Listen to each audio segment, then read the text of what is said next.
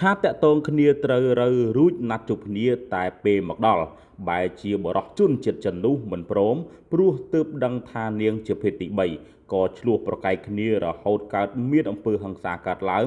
ដោយបរោះបរទេសជនជាតិចិនម្នាក់នោះបានវាយនារីភេទទី3នោះផ្អើលពេញមុខអគារ The Bridge ផ្លូវលេខ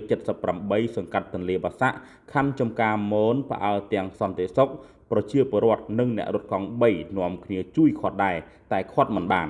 ភាគីទាំងពីរបានរត់ដេញតាមវាយគ្នារហូតដល់មុខអគារមួយមិនឆ្ងាយពីកន្លែងកើតហេតុនោះទេក៏ត្រូវបានបងសន្តិសុខដែលយាមនៅមុខនោះជួយខាត់សិនភ្លាមកម្លាំងប៉ុស្តិ៍នគរបាលទន្លេបាសាក់ក៏បានចុះអន្តរាគមន៍រួចខាត់បរោះបរទេសនោះ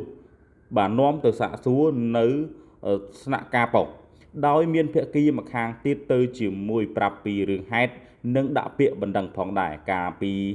ម៉ោង 5:30 នាទីព្រឹកព្រលឹមថ្ងៃច័ន្ទទី21ខែមេសាឆ្នាំ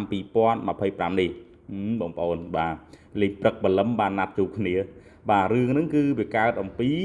បរិសុទ្ធជនជាតិចិនបាទម្នាក់គឺគាត់បានតាក់ទងគ្នាឆាតណាត់គ្នាជាមួយនឹងនារីភេទទី3ក៏ប៉ុន្តែជនជាតិចិនហ្នឹងអត់ដឹងថានារីហ្នឹងជាជនជាតិជាភេទទី3ទេបាទស្មានតែមនុស្សស្រីបាទទើបណាត់បាទចូលទៅសំណាក់អីចឹងទៅបងប្អូនបាទក៏ប៉ុន្តែ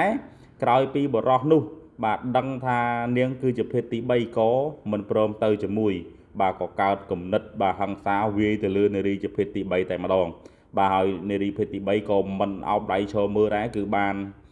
តដៃបងប្អូនតដៃទៅវិញទៅមកធ្វើឲ្យផ្អើលនៅម៉ោង 5 រសភ្លឺបាទបងប្អូនឲ្យបាទព្រឹកព្រលឹមបាទ